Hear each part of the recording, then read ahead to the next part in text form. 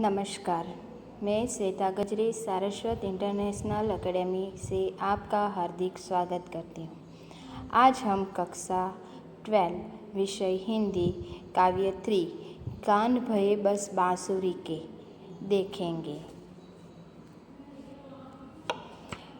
कान भये बस बांसुरी के वो है कृति। उसके कवि मतलब करता है रसखान और उसका साहित्य प्रकार है सवैया। अब हम कवि परिचय देखते हैं कि रसखान जी का जन्म सन 1548 और निधन सन 1628 में हुआ था। रसखान का असली नाम सैयद इब्राहिम था। उनका जन्म दिल्ली के एक संपन्न पठान परिवार में हुआ था। रसखान कृष्ण के अनन्य भक्त थे। गोस्वामी विठलनाथ जी से दीक्षा ग्रहण कर ब्रज में रहकर कृष्ण भक्ति के पद उन्होंने लिखे। इस मुसलमान कवि की कृष्ण भक्ति अत्यंत सराहनीय है। रसखान जो है वो मुसलमान कवि हैं और उन्होंने कृष्ण भक्ति एकदम से अत्यंत उनकी सराहनीय है। इनकी कविता में कृष्ण की रूप माधुरी, ब्रज महिमा और राधा कृष्ण की प्रेम लीलाओं का वर्णन किया गया है। उनकी भक्ति में प्रेम श्रृंगार और सौंदर्य का अनोखा संगम है। रसखान के कवित्व सवैये अपने आप में अद्वितीय हैं। रसखान ने ब्रज भाषा में काव्य रचना की। उनकी भाषा मधुर एवं सरस है। उनकी लिखी 2 पुस्तकें प्रसिद्ध हैं, सुजान रसखान व प्रेम वाटिका। आगे अब हम काव्य का परिचय देखते हैं। कविता परिचय। यहाँ प्रस्तुत प्रथम कवित्व में सदैव कृष्ण के पास रहने वाली बांसुरी से गोपियाँ ईर्ष्या करती हैं कि यहाँ पर जो प्रथम सवैया है, कवित्व मतलब सवैया जो है, उसमें कृष्ण के पास रहने वाली जो बांसुरी है उसके ऊपर गोपियाँ जो हैं वो ईर्ष्या करती हैं। सोतिया डाह से पीड़ित गोपियाँ अब ब्रज में रहना नहीं चाहती क्योंकि उनका स्थान अब बांसुरी ने ले लिया है। कि जो गोपियाँ हैं वो कृष्ण की बांसुरी की सोतिया डाह है और सोतिया डाह के पीड़ित वो गोपियाँ ब्रज में रहना अब नहीं चाहती है क्योंकि गोपियों का स्थान अब बांसुरी ने ले लिया है। और दूसरे कवित्व में कृष्ण का स्वांग रचने वाली गोपियाँ सोतिया डाह के कारण उनकी बांसुरी को जो कृष्ण के ओठों पर थी वो अपने ओठों पर रखने से इनकार कर देती हैं। कि दूसरे सवैये में गोपियों ने कहा कि हम कृष्ण का स्वांग रचने के लिए तैयार हैं, लेकिन हम वो जो बांसुरी है वो कृष्ण के होठों पर रहती है और वो होठों पर रखने से वो क्या कर रहे हैं, इनकार कर रहे हैं कि अब कृष्ण की जो बांसुरी है वो हम अपने होठों से नहीं लगा सकते। कवि ने दोनों कवितों में गोपियों की मनः स्थिति का मार्मिक वर्णन किया है कि ये दोनों सवैयों के हिसाब से कवि ने गोपियों का मनः स्थिति मतलब मन की स्थिति का वर्णन किया है। अब हम काव्य देखते हैं। कान भये बस बांसुरी के अब कौन सखी हमको चाही, नसी घोष रहे संग साथ लगी यह सोतिन तापन क्यों सही है।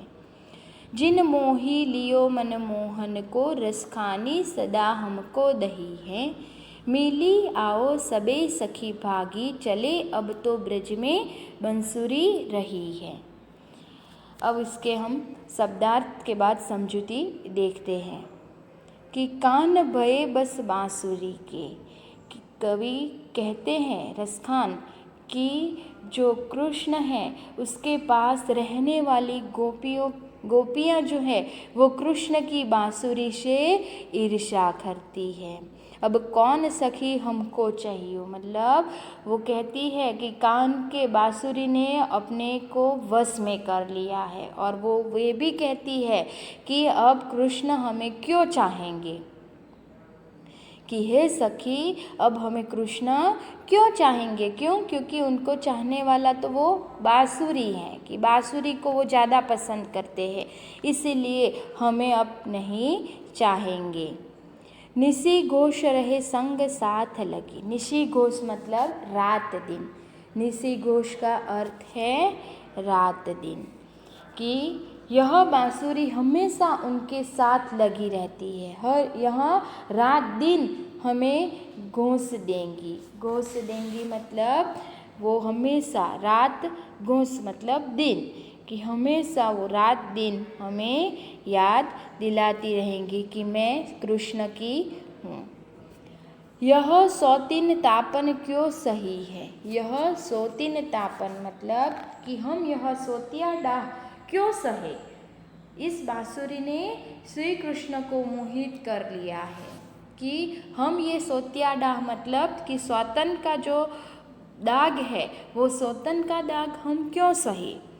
जिन मोही लियो मन मोहन को, रसखानी सदा हमको दही है, कि इस बांसुरी ने श्री कृष्ण को मोहित कर लिया है, वह हमें सदा जलाती रहेंगी, इसीलिए मिली आओ सबे सखी, भागी चले अब तो ब्रज में बसूरी रही है, कि चलो अब हम सब ब्रज छोड़कर भाग जाए, और हमारा स्थान इस बांसुरी ने ले लिया है, अब तो ब्रज में बस यही बांसुरी ही रहेंगी।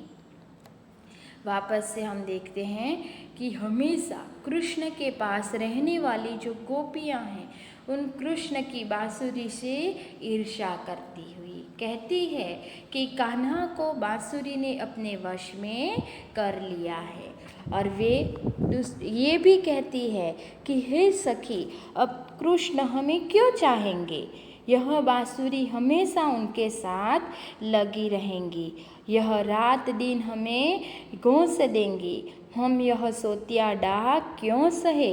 इस बांसुरी ने श्री कृष्ण को मोहित कर लिया है, वह हमें सदा जलाती रहेंगी, इसीलिए आओ हम सब ब्रज छोड़कर भाग जाएं, और हमारा स्थान अब इस बांसुरी ने ले लिया है, अब तो ब्रज में बस यही बांसुरी ही रहेगी।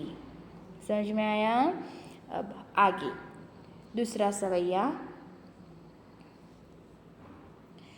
मोर पखा सिर ऊपर राखी हो, गुंज की माल गरे पहिरोंगी, ऊढ़ी पीतम्बर ले लकुटी, बन गोधन ग्वारन संग फिरोंगी, भाव तो वो ही मेरो रसखानी, सो तेरे कहे सब सांग करोंगी, या मुरली मुरली धर की, अधरान धरी अधरान धरोंगी, कि यहाँ पर जो गोपियाँ हैं वो श्री कृष्ण के हर तरह के स्वांग रचने के लिए तैयार है, हर तरह का रूप धारण करने के लिए तैयार है, कि मोर पखा सिर ऊपर राखी हो, गुंज की माल गरे पहरोंगी, मतलब मोर पखा मतलब मोर का पंख, श्री कृष्ण का स्वांग रचने वाली जो गोपियाँ हैं वो कहती है कि हम अपने सिर पर मोर पंख का मुकुट पहनेंगे, अपने गले में गुंज की माला, गुंज मतलब घुंघुच की माला, जो लाल लाल दाने की माला पहनेंगी, अपने कंधों पर ओढ़ी पीताम्बर ले लकुटी, अपने कंधों पर पीताम्बर ओढ़ेंगे, और छोटी सी लाठी लेकर गोधन ग्वारन संग फिरोंगी, गोधन ग्वारन मतलब ग्वालों के साथ वन में जाकर गायों को चराने का अभिनय भी करेंगी। श्री कृष्ण जो है वो उन्हें क्या करते हैं, पसंद है, श्री कृष्ण वो गोपियों को बहुत पसंद है, वे वह सब कुछ करना चाहती है, पर भावतो वो ही मेरो रस खाने सो तेरे कहे सब स्वांग करेंगी, कि हमें श्री कृष्ण के हर प्रकार के रूप धारण करना पसंद है, लेकिन हम वो एक काम हम कभी नहीं करेंगे। तो कौन सा? कि या मुरली मुरलीधर की, कि ये जो श्री कृष्ण ने जिस बांसुरी को अपने होठों पर रखकर बजाया है, उस बांसुरी को अधरान धरी अधरान की, मतलब कि हम उस बांसुरी को वे अपने होठों पर कभी नहीं रखेंगे। गोपियाँ क्या कहती हैं कि श्री कृष्ण ने जिस बांसुरी को अपने होठों पर रखकर बजाया था, उस बांसुरी को वे अपने होठों से कभी नहीं लगाएंगी, क्योंकि वे उसे अपनी सौतन मानती हैं। बांसुरी जो है वो गोपियों की सौतन है, इसीलिए गोपियाँ उनसे ईर्ष्या करती है कि अब बांसुरी श्री कृष्ण जो है वो बांसुरी को ही हमेशा अपने साथ रखते हैं, और उन गोपियों की जगह अब बांसुरी ने ले ली है। वापस से हम देखते हैं कि श्री कृष्ण का स्वांग रचने वाली जो गोपियां हैं वो कहती हैं कि हम अपने सिर पर मोर पंख का मुकुट पहनेंगे, अपने गले में घुंघची की लाल लाल दानों की माला पहनेंगी, अपने कंधों पर पीताम्बर ओढ़ेंगी और छोटी सी लाठी लेकर ग्वालों के साथ वन में जाकर गायों को चराने का अभिनय करेंगी। और श्री कृष्ण को जो भी पसंद था वे वह सब कुछ करने के लिए तैयार है, पर एक काम वे कभी नहीं करेंगी। क्या? कि श्री कृष्ण ने जिस बांसुरी को अपने होठों पर रखकर बजाया था, उस बांसुरी को वे अपने होठों पर कभी नहीं रखेंगी, क्योंकि वे उसे अपनी सौतन मानती हैं। समझ में आया बच्चों? आगे ये जो शब्दार्थ है वो आपको अपने नोटबुक में लिखने हैं, और ये स्वाध्याय जो है वो भी आपको लिखना है। स्वाध्याय में पहला प्रश्न है MCQ, कृष्ण किसके हो गए हैं? तो उसका आंसर क्या आएगा? कृष्ण बांसुरी के हो गए हैं। गोपियाँ ब्रज छोड़कर क्यों भाग जाना चाहती हैं? तो गोपियाँ क्योंकि ब्रज में बांसुरी के रहने से, गोपियों की जगह अब किसने ले ली है? बांसुरी ने, इसीलिए गोपियाँ ब्रज छोड़कर भाग जाना चाहती हैं। आगे, गोपियाँ किसकी बनी माला पहनेंगी? गुंजा की। नेक्स्ट, एक एक वाक्य में प्रश्न लिखने हैं। पहला प्रश्न है, कृष्ण को किसने मोह लिया है? तो उसका आंसर क्या आएगा? कृष्ण को बांसुरी ने मोह लिया है। सेकंड प्रश्न, गोपियाँ कृष्ण की मुरली को क्या समझती हैं? तो गोपियाँ कृष्ण की मुरली को अपनी सौतन समझती हैं। आगे, कृष्ण अपने सिर पर कौन सा मुकुट धारण करते थे? तो कृष्ण अपने सिर पर मोर पंख का मुकुट धारण करते थे। नेक्स्ट, कृष्ण गले में किसकी माला पहनते थे? तो कृष्ण गले में घुंघजी के लाल लाल दानों की माला पहनते थे। नेक्स्ट, किसके कहने पर गोपी कृष्ण का स्वांग कर रही हैं? तो किसके कहने पर? गोपियों के कहने पर गोपी कृष्ण का स्वांग कर रही है। आगे 2-3 वाक्य के प्रश्न हैं। इसमें पहला प्रश्न है, गोपियाँ कृष्ण का कौन सा स्वांग रचती है? जो हमने अभी देखा है सेकंड सवैये में कि गोपियाँ अपने सिर पर मोर पंख धारण करती हैं और गले में घुंघची की माला भी पहनती है और वे अपने कंधों पर पीताम्बर ओढ़ती है और हाथ में छोटी लाठी लेती हैं। कृष्ण का यह रूप ग्वालों के संग वन में गायों को चराने के लिए जाने का रूप है और इस तरह गोपियाँ कृष्ण के गायों को चराने वाले चरवाहे का स्वांग रचती हैं। आगे, गोपियाँ कृष्ण की बांसुरी को अपने होठों पर क्यों नहीं रखना चाहती हैं? तो उसका आंसर क्या आएगा कि गोपियों का मानना है कि कृष्ण जो हैं वो बांसुरी के वश में हो गए हैं और वे उनको नहीं चाहते हैं। इस तरह वे कृष्ण की बांसुरी को अपनी क्या मानती हैं? सौतन। वो अपने सौतन के रूप में देखती है, इसीलिए सौतिया डाह के कारण गोपियाँ जो है वो बांसुरी को अपने होठों पर नहीं रखना चाहती। थर्ड वन, गोपियाँ ब्रज से क्यों भाग जाना चाहती है? तो वो बांसुरी जो है वो हमेशा कान्हा के पास रहती है और इससे गोपियों को बांसुरी से ईर्ष्या होती है और वे कहती हैं कि कृष्ण जो है वो बांसुरी के वश में हो गए हैं, इसीलिए अब वे गोपियों को नहीं चाहेंगे। यह बांसुरी तो कृष्ण के साथ सदा लगी रहती है। यदि गोपियाँ ब्रज में रहती हैं तो उन्हें इस बांसुरी का रोब दाब सहना पड़ेगा और उन्हें सोतिया डाह का सामना करना होगा, इसीलिए गोपियाँ ब्रज से भाग जाना चाहती है। आगे 4-5 वाक्य में प्रश्न है। पहला प्रश्न, गोपियाँ कृष्ण की मुरली को अपनी सोत क्यों समझती है? तो उसका आंसर आएगा कि कृष्ण मुरली को हमेशा अपने साथ रखते हैं और इसीलिए गोपियों को मुरली से क्या है? ईर्ष्या होती है और उन्हें लगता है कि बांसुरी ने कृष्ण को अपने वश में कर लिया है। अब कृष्ण उन्हें क्यों चाहेंगे? यह बांसुरी हमेशा उनके साथ लगी रहेगी और गोपियों पर गोश जमाएंगी। कृष्ण को मोहित करके वह सदा उन्हें जलाती रहेंगी और मुरली से इसी गहरी ईर्ष्या के कारण गोपियाँ इसे अपनी सौत समझती हैं। आगे, कृष्ण के वियोग में गोपियाँ किसका स्वांग रचेंगी? कैसे?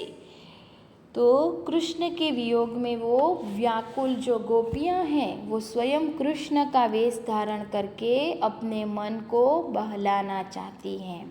कृष्ण का वेश धारण करने के लिए वे सिर पर मोर पंख का मुकुट पहनेंगी, अपने गले में घुंघची की लाल दानों की माला धारण करेंगी, वे अपने कंधों पर पीताम्बर ओढ़ेंगी और छोटी सी लाठी लेकर ग्वालों के साथ वन में जाएंगी। वहाँ गायों को चराने का अभिनय करेंगी और कृष्ण को जो भी पसंद था वे वह सब कुछ करेंगी, परंतु जिस बांसुरी को कृष्ण अपने होठों पर रखकर बजाते हैं उसे वे अपने होठों पर कभी नहीं रखेंगी।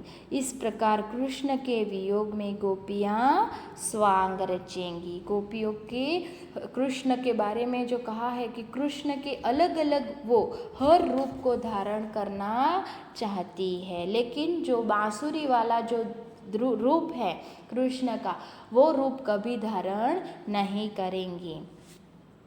आगे, गोपियाँ बांसुरी से क्यों ईर्ष्या करती हैं? और रसखान के दोनों सवैयों के आधार पर आपको उसका आंसर देना है कि गोपियाँ जो है वो कृष्ण से अत्यंत प्रेम करती हैं। उन्हें यह स्वीकार नहीं कि उनके और कृष्ण के बीच कोई अन्य आए। बांसुरी उन्हें अपने और कृष्ण के बीच आई बाधा लगती हैं और उन्हें लगता है कि बांसुरी ने कृष्ण को अपने वश में कर लिया है। बांसुरी के वश में होकर कृष्ण अब हम उन्हें क्या चाहेंगे? वह तो यही चाहेंगे कि कृष्ण उनसे दूर रहे और कृष्ण को अपना बनाकर वह उन पर गोश जमाएंगी और उन्हें नीचा दिखाएंगी। हम कृष्ण के वियोग में जितना जलेंगी उतना ही उसे मजा आएगा। और बांसुरी के इस सवैये के कारण गोपियाँ उससे ईर्ष्या करती हैं। चौथा प्रश्न, कृष्ण के स्वांग में गोपियों का वर्णन कीजिए। कि गोपियाँ जो है वो कृष्ण के तरह तरह के स्वांग रचती है, तो उसका वर्णन आपको करना है कि गोपियाँ जो है वो कृष्ण को पाने के लिए क्या करेंगी, उनका मोर पंख वाला जो मुकुट वाला जो दृश्य है वो धारण करना चाहेंगी, गले में घुंघरू के लाल दानों की माला पहनेंगी और वे अपने शरीर पर पीताम्बर ओढ़ेंगी। और इतना ही नहीं, वो कृष्ण की तरह हाथ में लकुटी लेकर वे ग्वालों के साथ वन में गायें चराना भी जाएंगी और उनके प्यारे कृष्ण जो जो कार्य करते थे वे सब भी करेंगी। और कृष्ण की मुरली से उन्हें ईर्ष्या है, इसीलिए उसे अपने होठों पर धारण नहीं करेंगी। और इस प्रकार रसखान ने कृष्ण के स्वांग में गोपियों का भावपूर्ण वर्णन किया है। तो ये सारे प्रश्न जो है वो आपको अपने नोटबुक में लिखने हैं। अभी नेक्स्ट वीडियो में आपको निबंध और वार्ता और पत्र उसका PDF भेजा जाएगा। Thank you.